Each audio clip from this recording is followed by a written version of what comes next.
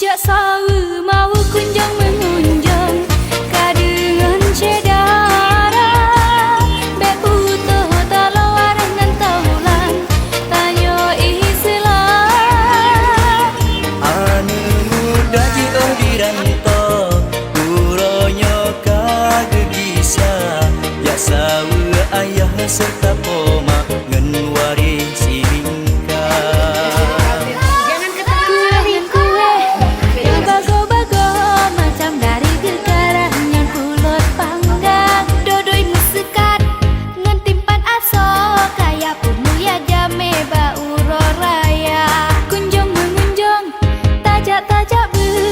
Kedai bak gure bek sagai lupa Anh baru-baru cik kali sedia ke anak cucut gembira.